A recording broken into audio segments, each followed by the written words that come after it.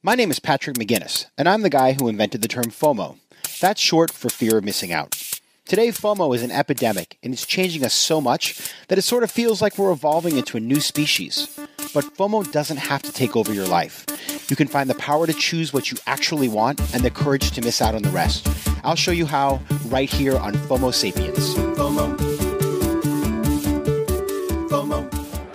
Welcome to FOMO Sapiens, the show about finding the power to choose what you actually want in life and in business and the courage to miss out on the rest. I'm your host, Patrick McGinnis, the creator of the firm term FOMO, and I'm coming at you live, actually, from Advertising Week in New York City. If you can hear the buzz of the crowd around me, it's because we are in the thick of it at Advertising Week.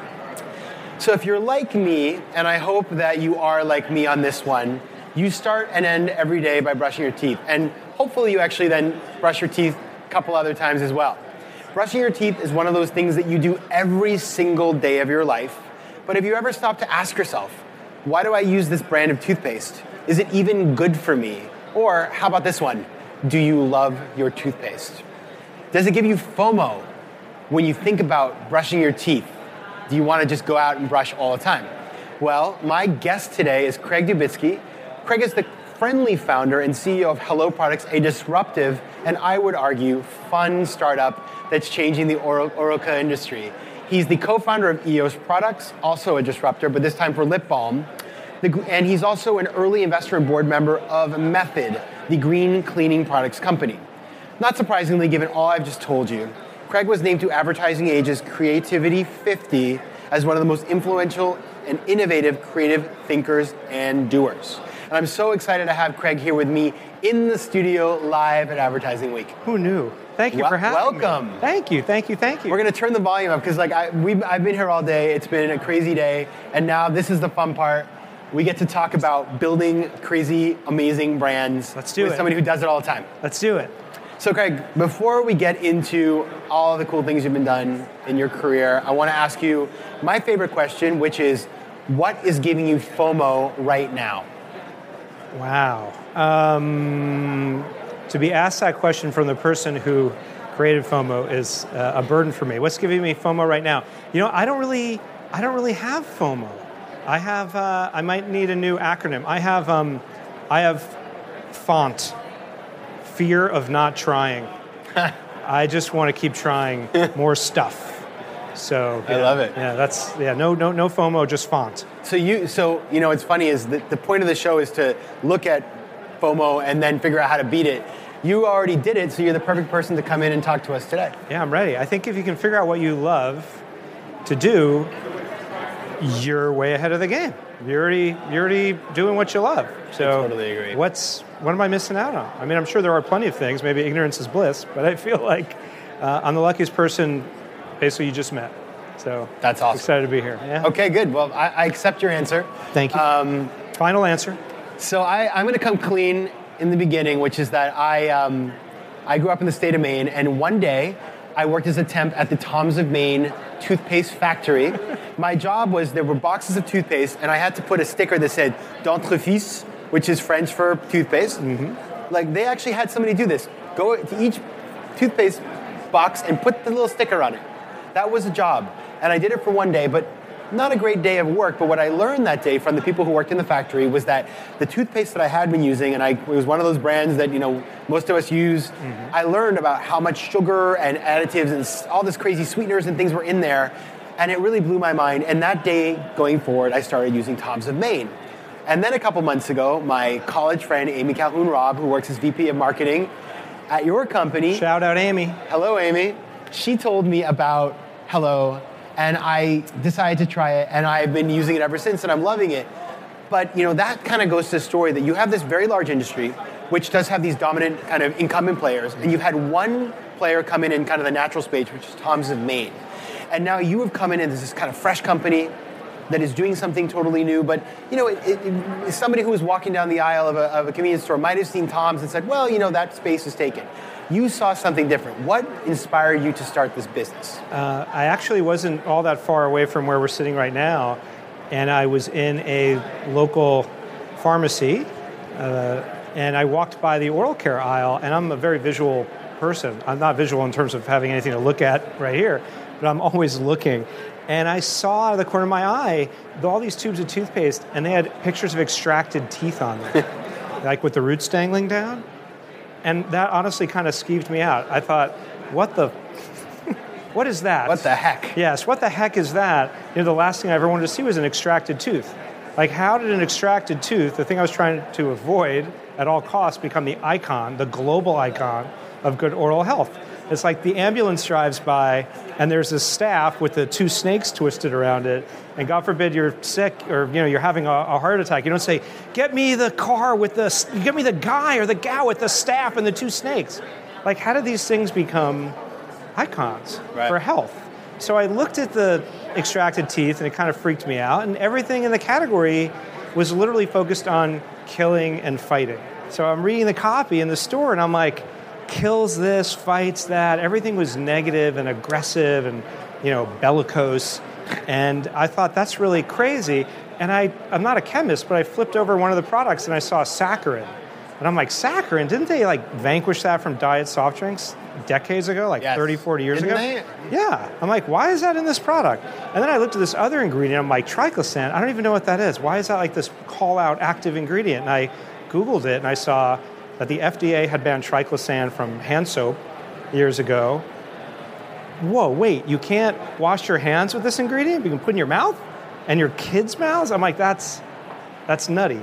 And just thinking about the category, again, everything seemed to be based on fear and shame. Like, if you're not whitening, you're frightening. If you're not killing, eliminating, or destroying everything in your mouth, I like to rhyme whenever possible. So if you're not doing all that stuff, killing, eliminating, fighting, destroying, you're not going to get paid and you're not going to get laid. You're not going to get the job. You're not going to get kissed. It's all over for you. And the dentist is going to drill, fill, and bill you. That's what's going to happen. It's all about fear. So I thought, well, I like to think as humans we're a little bit more evolved than that, and we don't need fear to be the driver of all of our decisions, right? I'm just scared, scared spitless. I better buy this stuff. I better do this. So I thought of the friendliest word I could think of, because nothing in the category seemed friendly to me. So I trademarked the word hello all over the world. And it's called Hello. So did you ever think, maybe I should call this company Fort, Fear of Rotten Teeth? Did that never cross your mind? Didn't come to mind, but maybe that's now. Negative. That's scary, right? That's a scare tactic. Fair enough. So I was keeping it on the positive tip. And, I brought product with me. If you're listening, I'm sorry about that. But if you're listening, just log on to the website. Just log on. Yeah, log on to the website, helloproducts.com. This is a fluoride-free product, and literally next to every ingredient, it tells you what it does. Yeah. Nobody does that. I mean, who does that, right? But to me, that was really important. To us as a company, it was really important. So I'm going to show you something else really crazy. So don't try this at home. But this is a fluoride-free Hello toothpaste. So never do what I'm going to do with anything, let alone a fluoride product. But you ready? It's visual. Do it. Get it done. You can't unsee it. You ready? Oh. Wow. I think I took down a lot of it. It's probably all over my mouth right now. It is, but But it's really good. You could do that. If I did that with some other product, you'd be calling, the ambulance right now, the people with the staff and the snakes around it. And the other thing is, if you check out this tube, it keeps coming back to its shape. Yeah. Because I feel like we're saving marriages and relationships. Because people fight over which end of the tube you were incorrectly squeezing. That's such an interesting design point, because when I think about, I have these toothpastes in my house that are, you're leaving a lot in the package. It's unattractive. And it didn't even occur to me, but this looks the same whether it's full or empty. That was my entire design brief. Literally, it should look the same the day you discarded it as the day you bought it, and it should be pretty enough to display. So Hello is different, right? Hello is different in terms of its brand identity, in terms of its formulation, in terms of just the basic things like the packaging and how. But what is the, as you think about how you came to these insights, or what is sort of at the DNA of Hello, what really makes Hello different than anybody else out there? It's going to sound trite, but it's always the people. It's always the people. If you have the greatest idea with the wrong people, nothing happens. If you have a modest idea and great people, they'll turn that idea into a great thing and a great company, because a company is just a collection of people. So I worry that it sounds trite, And I apologize if it does, but sometimes things become trite because you hear them so often, but sometimes you hear them so often because they're true. Yeah. And in this case, it's true. We have an amazing team of people. Yes, the products are very thoughtfully sourced. Like, literally, if you can see the bottom of my shoes, I don't want to get too, limber over here, but they're this color because a few weeks ago, we were in the mint fields. Our 4th generation mint growers are based in the Willamette Valley in Central Oregon. And we're there with our mint growers, who, by the way, happen to be women at this particular farm, 4th generation mint growers. And we're there, swathing the mint. We're harvesting the mint that goes in these products. Like, we know who's growing our mint. Like, for us, the big idea was to be really, really mindful about our ingredients and where and how we source them. Even the boxes are FSC certified paper, so we don't kill more trees. It's like we try to think of everything that could be tweaked, improved, like with a wink added to it, and make everything as natural as we could. But the really big idea was to make something for the 100%, not for the 1%. That was the really, really big idea. So it's great to have like all these ideals and be really mindful about where and how you source everything. But if it's like $1,000 a tube, you're not really helping anybody. That's like a design exercise. The big idea, again, was to make a better product that everyone could afford. So I like to say, hello's for the 100%, not for the 1%. And that is what drives us every day. And that, as like a beacon, a rallying cry, is what gets people to join the brand. Whether they join us at the company level to come work together with us, not for us, with us, or to seek us out online or buy the product wherever they shop, because it's available everywhere. And that's in our DNA. Like, this notion that we can make personal care personal again. And in this case, since I ate this toothpaste ingestible. And you look happy, by the way. It's been a couple minutes, and you look... I feel fine. I haven't had any water, nothing. Healthier to me. Thank you. It's great. I'm certainly friendlier, right? My breath is good. Yeah. We care about people. That's what it's about. You mentioned, and this is one of the things that surprised me, is when my friend Amy said, you got to check out these products. So we were at our college reunion at dinner, and of course I thought, well, this sounds kind of cool. I'm up for it. I logged into Amazon, and the price point was accessible. And it's so interesting because when we think about natural care products, there is this legacy that somehow only rich people should be allowed to have things that are pure and organic and natural and are thoughtful and good for the earth. Like, somehow some sort of luxury to be able to enjoy those experiences. But of course, you're absolutely right. This should be something that's for all people. Absolutely. But I imagine when you came out with the product, there was pushback around that. And that, some people said, can you really have this kind of product in a CVS? Will this work? How did you manage to go mass early on? What was the proving point to be able to say to people, listen, we can make this work. We don't just need mavens or early adopters. Sure. I was very fortunate to have had past experience with brands like Method and EOS that had really attracted passionate and impassioned followers, users. I never use the word consumer. I call that the dreaded C word. That's like a bad word. We're people. We happen to consume things. So I really shy away from the word consumer. And having had this experience with Method and EOS and seeing that people, if you pay really close attention to the details in your product, you can create something that will actually, it's going to sound, again, a little soft, but create love, like some emotion in a category that hasn't really had much positive emotion. Yeah. People were buying things because they felt they had to, or it was on sale, or it had some brand badge value that made them feel extra special, and they were willing to pay a premium for it. We just wanted to make stuff, again, that was like everyday awesome, that you could fall in love with, but use every day. And if you just create a bright spot in someone's day, just a little thing, a tube that doesn't crinkle, a flavor that tastes great, all the no's we have, no artificial, dyes and flavors and sweeteners and all that kind of stuff. You create something that people end up falling in love with because they use it every day. And it greets them, right? It says hello in the morning. It's kind of cool before you go to sleep. Yeah, it's cheerful. I when I use it, I sort of feel like I wake up, it's there, it's part of my day, it's part of your routine, and if you can feel good about this product that could become very mundane, but if you can feel like it's exciting. So, for example, you have the charcoal, which I use in the morning, and it's kind of like a little adventure to brush your teeth, isn't it? Yeah, your mouth turns black.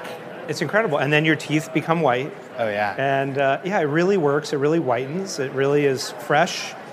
And people love it. And again, it's taking this everyday thing, and sometimes it just takes a little tweak to something to make it awesome and make people go, wow, like I never thought about that. I never thought about what was in my toothpaste, like you were saying. I didn't realize that toothpaste doesn't have to be white to actually whiten my teeth. Like it's these moments where people get surprised. It's the old surprise and delight stuff. Yes. Except it's real. It's not like some prefab, we're going to work with an agency that's going to do some insights work for us and figure out what the most delightful thing is to the largest number of people under the fattest part of the bell curve. Like, people don't really know what they necessarily want, and they know something's bugging them, and they sometimes can't even articulate that. So for us, we like to play around, experiment, move really fast. We're nimble. That's the other part of the magic that makes us different. Going back to your original question, why are you guys different? We're really fast. So the mouthwash is an example. We went from concept to fully commercialized product on the shelf in 4 months, which is pretty fast. How do you do that? Like, what is the secret to moving that fast? The power of conviction, really passionate team. Luckily, a team that's got great experience, so we're able to, sort of maneuver very, very quickly, and convincing partners, because you can't operate in a vacuum, that this is the right idea and that they need to pull out all the stops and get on board with you. And this whole notion again of making a better product that people can fall in love with, it's very intoxicating for folks. And we're very close with our growers and our manufacturing partners, and we get them fired up. Because people don't tend to go to the bottle plant and say, you know what, you're not making bottles, you're making art. Like, that's what we're doing. Everyday art that's going to make people smile and happy. And they're like, you came to the factory to tell us that? I'm like, yeah, I came to the factory to tell you that. Yeah. Like, there's no outsourcing of soul at Hello. Like, we're right in it all the time. When you're hiring people, you mentioned to be able to move that quickly, definitely having industry expertise. You cannot underestimate the importance of that. But you also need people who haven't been ruined by working in a certain industry and haven't become like automatons that just are like, no, this is how we do things. How do you find those people who have the requisite experience but are willing to kind of join you on this journey to do something completely different? You'd be amazed how many people call up and write in, and they send you a resume, or they write some really just sort of bullet-pointed boilerplate thing. They haven't even tried the product. I'm like, how could you write to a company and you've never even tried the product? Like, you've got to be kidding me. That's just insulting. So the first question is, have you used our product? It's widely available, it's affordable. So if someone says no, I'm sort of like, all right, it's been really great to meet you. Why don't you just kind of... I literally just give them a sample, and I'm like, wouldn't they just be like, oh yeah, totally, every day? Well, you'd think, and I appreciate the veracity of the answer, but I'm sort of disappointed that this time together didn't even mean enough to, where you even tried the product, like, really? But I also give those people a sample and give them like a pro tip. Like, if you're going to meet somebody and you want to join their company, you should have some experience with the product or the brand. But that happens very, very infrequently, and usually with junior folks. More senior folks, this is a crazy idea, but we give them a questionnaire. I mean, it's pretty out there, because there are things you're not going to get from an interview. There are things you're not going to get via email. I want to know, like, write a jingle for Hello right now. Like, in the room, like, write a jingle. And they go, what? Like, I can't read or write music. I don't care. Like, I didn't know how to make mouthwash before. Like, we all had to learn a lot of stuff on the fly. So, what's your favorite song? Why? Like, not trying to be creepy about it, just trying to get a real sense of how people feel and how they think, and not give them obtuse math problems. That's not what we're trying to do. We're trying to hire for character and characters who are going to bring their unique personality that can stamp on our brand and products and make it better. So my job is to magnetize the business and let the coolest, smartest people do their coolest, smartest, best work ever. And the more we enable that, and I have a great team, I have a great CEO who's a partner of mine, with a traditional background. And when you marry, consulting and big CPG background with entrepreneurial zeal and vision seeking, you put all that stuff together and you operationalize it, you get magic. If you just had one without the other, it wouldn't be quite as functional. So because we have this left brain, right brain thing going, we can move twice as fast or 5 times as fast. And we call it speedership, not just leadership. I love that. Is that original term, speedership? I probably would guess it's not. Only because I think any word that can be messed with has probably been messed with. Acronyms are different. Thank you. But I know, I thought I invented Brexpert, an expert on Brexit, and apparently I did not. Yeah, I thought I invented entrepreneur.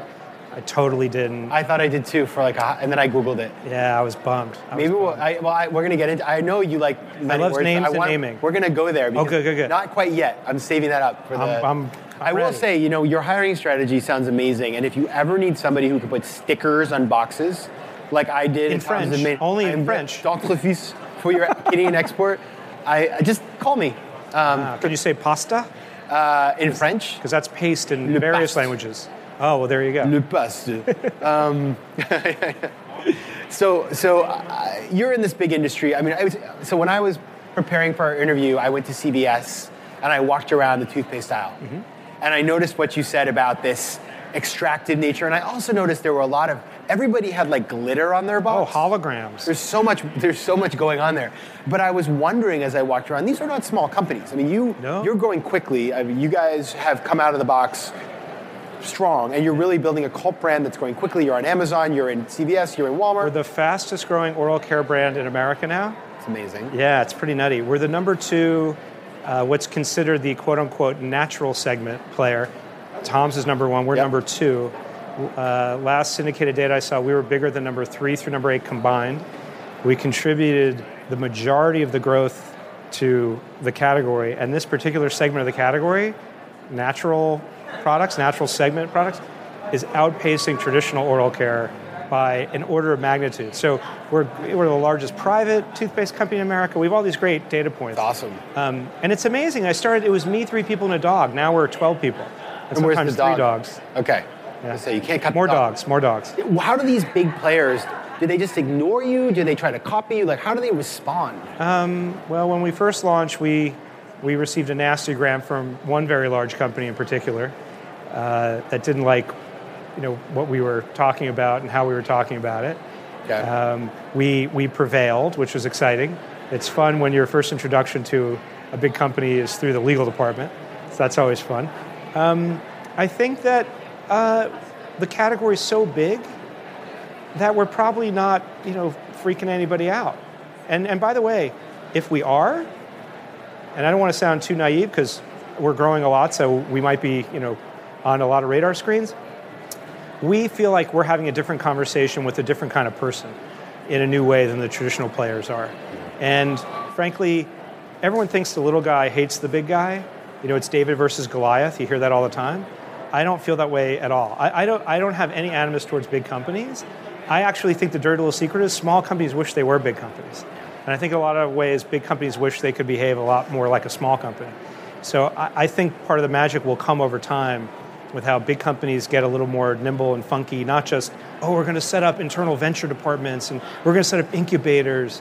That's a step in the right direction. But I also think small companies have to learn how to step up their game a little bit, hello included, right? We're really excited about where we're going, but we never forget that this is a $40 billion global category, effectively owned by 3 major players. So we always want to be respectful. Our goal, again, is to just make the best stuff that the most people can buy and fall in love with and make it as natural as we can do that.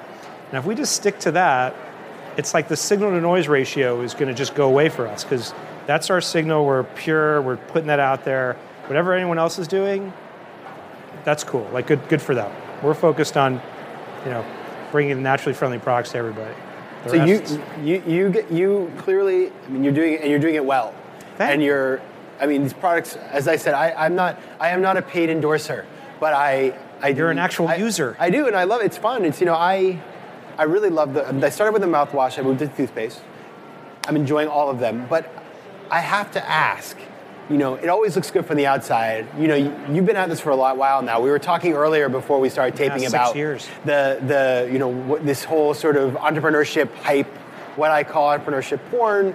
I'm sure you've made mistakes Oh my God. And so, and you don't seem like the kind of person who would be unafraid to tell us about them. So what have you gotten really, really, really, really wrong? Let's see, with in general or with Hello? Let's start with Hello. Okay, good, because it's a longer list. We could devolve very quickly. The first launch of Hello, we had really exotic custom packaging that in fact was so differentiated, no one could tell what it was. That was a big mistake.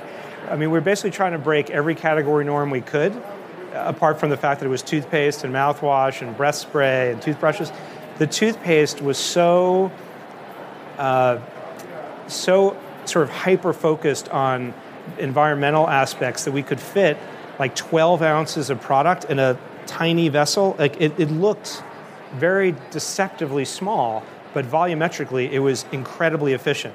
And it was like beautiful. Really concentrated? No, the goop inside was the goop. Like we didn't change anything in terms of the concentration, but the ergonomics and the engineering of the package and the shape of it was so funky that we could fill it in a tremendous way in terms of the volume of product that was in it. But the problem, because we didn't want a secondary package, I didn't. I was like, boxes are terrible.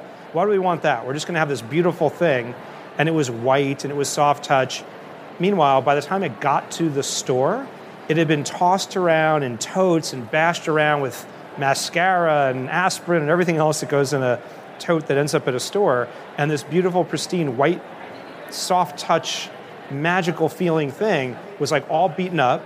It had no box. There was very limited space to write any copy on it. So people were like, what the hell is this thing? It showed up in the show 2.5 Men on set, like next to a nightstand. They thought it was a hand lotion. So imagine on a shelf, surrounded by things in boxes, there's this crazy, squat-looking, weird shape. You don't know what the hell it is with no box. And it just said, like, fluoride toothpaste. It said, hello, fluoride toothpaste. People are like, what is this thing? So it was a little too far out there. Did you focus group it? Had you kind of... No. Okay, so you just put it out. You just kind of like... Put it out there. The focus group was like, I love this. We have these awesome design partners. We all think it looks beautiful. And it's beautiful. We won basically every design award in the world. It's super sexy. And the thing is, sometimes, I used to be a trader in a prior life. You're never wrong, you're just early. Maybe we were a little early. And who knows, maybe we'll launch with something like that later. But we basically decided, all right, we gotta stop this really fast. And we built tools. We made custom tools to make these custom bottles and custom tools to hold the custom bottles so that when they went down the line, they could be filled. Wow. This is a major investment. Yeah. So we learned, and we have no laurels ever to rest on. And if we screw up, like, by the way, here's my next acronym, which I've trademarked. It's called FUF, which stands for fuck up fast. I like that. And it's better than FOFR. Wait. FOFU. FOFU. Fear of effing up? Yeah, no, I'm like fuck up fast. Yeah, so if you can fudge up fast. So if you screw up, you got to fix it really fast. And if you don't try, that was my earlier thing, right? Fear of not trying. You'll never know. If you don't try, you've already failed. And focus groups, it's not that we don't like research, it's how and when you do the research. It's so important, and who's interpreting the research, and through which lens they're looking at when they're trying to interpret it. Because at one point with EOS as an example, I remember a focus group where basically if we had listened, the lip sphere never would have seen the light of day. They crushed it in the focus group. So it was stupid, no one would ever buy it, I hate it.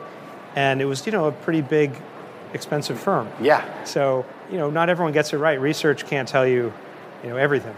So in this case, for our toothpaste, there was no research. Then we got clever. Then we brought in more, smart people to the team. They said, well, wait a minute. Let's try to figure out what went wrong here, and then how quickly can we fix it. So again, there's no pride of authorship or ownership. There's only pride around making the product as awesome as we can make it. So if we screw up, bam, chop it, move on, fix it fast. So we alluded to this earlier, but I think we're kindred spirits. We both like to make up words, which I don't know what that says about either of us, except that... Did you take Latin when you were little? No. I speak a couple different languages, so maybe that's it, but I have been making up words since college.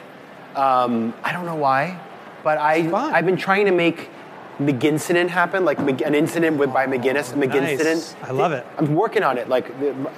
We'll see. Maybe it will make the dictionary, but anyway, I write them down. I have a list. I also have a list of all the cool words that I learn, funny brands, whatever. But it seems like you like doing this too, and you're actually on the advisory board of a firm that does this, right? Yeah, it's a great story. So I hired this amazing agency. They're called Lexicon. If anyone's looking for someone to help with naming, Lexicon. LexiconBranding.com, I believe, is their fabulous URL. And I had this amazing conversation with the founder of the company, and he literally said to me, and again, like I engaged them, we did some work together, like I hired them, and they did beautiful, fabulous work. And the founder of the company said, I've never met someone who's as passionate about names and naming as I am. And I think I probably said, well, that's because my name's Craig Dubitsky and I have such a crap name that I try to focus on other names. And he said, I'm going to put together this board, and I'd love for you to be the chairman of my advisory board because I've never had any kind of board like this. So I was very flattered, and I've been doing that and working with them for a very long time now. And this agency, Lexicon, they named Swiffer, Febreze, Dasani, Pentium, MacBook, PowerBook, DeskJet, LaserJet, Xbox, Sonos, one of my favorites because it's a palindrome. And they have, I think at one point, and I could be wrong, the number may be greater than this, they had 83 linguists around the world. And this is what they do. They come up with names. And of course, all the legal bits and the web-related functionality, like is there a URL? Can there be a URL? But it's really coming up with words that are going to be, I think, immediately evocative. That's where I went with hello. It's like, no matter what country you're in, it doesn't matter what language you speak. And by the way, the number of actively spoken languages keeps decreasing. Yeah. So you could be in a very far away part of the world, and they know what hello means. So it's a really interesting word, an interesting word for a brand, because people get it. It doesn't mean anything other than what it means. And it's broad, so you can take, I'm sure. Yeah, we're hello products. You're thinking about where you're going to go. So you're in toothbrush, you're in mouthwash, you're in toothpaste, mouthwashes, toothbrushes. Mm-hmm. Can you give us a little sneak peek at where you want to take these things? All I can say is there's a lot more stuff coming out very, very shortly in oral care. And by the way, speaking of words, like another word we trademark is replenishment. Every word I could misspell that ends with M-E-N-T, spelling M-I-N-T and having fun, and minteresting, because we got that one. So I love wordplay. It's like my favorite thing. So we are definitely... You're a mintellectual. That was amazing. Wow, it just happened right here. That was amazing. So we have a bunch more stuff, again, in oral care, but it's hello products, not hello oral care Inc. So we think there are a lot of categories that are ripe for products that have some love and some joy and some fun and some beautiful design and natural ingredients in them. And I will point out one thing. I did not say disruptive products or disruptive brand, because I keep hearing that word. Sorry, I said it. No, it's okay. I understand why people use it. And I hear that word and I sort of get Doesn't a little feel good, bristly. right? Well, for me, I think that the only people that use that word, the word disruptive, are the people being disrupted. Like no one ever said, oh, you didn't say, I love that charcoal. Oh my God, it's the most disruptive toothpaste I ever use. You're like, I love it. It makes me smile. So again, the only people that tend to use that word, or challenger, are the ones being challenged. Are the ones being disrupted. Like no one sets out to say, I want to challenge the category. I want to be the disruptor. It's like, I want to be disruptive because we delight people more. Like the goal isn't to be disruptive, it's to be able to delight people more. And if by delighting them we end up disrupting, who are we disrupting? The people that aren't delighting them. I think you should say mintruptive. I like that. I'm calling the lawyers right now. It's going to be race to GoDaddy.com. We're getting that URL. Okay, I want to hit one more topic before we wrap up, which is for fans of the show, they know that I am a big proponent of part-time entrepreneurship, what I call 10% entrepreneurship. You are somebody who's done this, and you got your start kind of in consumer products by being an early investor and board member in Method Products, which is I won't say disruptive, I'll say transformational cleaning products company where everything is natural, and it's everywhere now, right? You can't miss it. But when you look at choosing side ventures and investing or advising companies, like what are your kind of key criteria? People, obviously, I'm going to fill that one in for you first. First and foremost, right? If they don't have the passion, it's like, why are they doing this? Because you meet people and they're like, well, I just thought there was an opportunity. I'm like, gotta go. Like, that's not good enough. Like there's a white space. Oh, well, if I do this, someone's going to buy me. No. Yeah. Like if the focus is just about money, I always walk away because money's going to come and money's going to go and nothing's easy. And if that's your sole driver when things get really tough, and by the way, it can get tough in terms of the cash flow of the company, are they going to walk away? If it's all about the cash, that's not good enough. So that's my first telltale sign. Like if it's all about the money, nope. Like why are you doing this? Like what sparked this drive to take this on? Yeah. And it's all about that. If that isn't a good answer, if there's something that doesn't really get you going, when you hear that story, you shouldn't do it. Then it's mercenary, and everyone has a BS meter, and they'll be able to tell. Like people can tell. They're like, that just doesn't feel. Here's another word that I'm a little loath to use, but it doesn't feel authentic. Oh yeah, I say genuine now. Genuine's better than authentic. Okay, right. Interesting. Did you hear? I just said genuine too. Boom. Yeah, there you go. So, I think people can tell. Yeah. And that's it. And then you try the product. Hopefully, there's an idea. Yes, I get that idea. And then it's like, well, let's try it. Like, what does it taste like? What does it feel like? It can be early because no one starts out with the most perfect design and engineered packaging and all that stuff, or a brand that's fully developed yet. You have to feel something. Something has to trigger. And if it doesn't, if your spidey senses don't tingle in a good way. Yes, and what I'm hearing, this is so important, is FOMO is not an investment strategy. A lot of people invest because their friends investing. You need to get in there. You need to touch the product. You need to understand how it works, and you have to feel connected to it. And if you do that, you're in a much better position to add value anyway. That's right. If you don't believe in the proposition and the people behind that proposition and what caused them to lose sleep at night to do this, you got to walk away. Yeah. Okay, so this is the show about finding the power to choose the things you actually want and the courage to miss out on the rest. We started this when I asked you if you had FOMO. You said no. So what would be your advice to somebody who wants to get to that nirvana that you're enjoying today? You should just be scared of not figuring out what you really love. If you love brands, if you love canoes, if you love, fill in the blank, do everything you can to figure out how to form some kind of a business, some kind of a venture around that, because it'll never be work for you. Like, I love music. And the day I feel like I could really play guitar is the day I'll never touch a guitar again. And by the way, I'll never really learn how to play guitar, not only because I suck, but because it's impossible to figure it all out, and that's the joy. It keeps you going.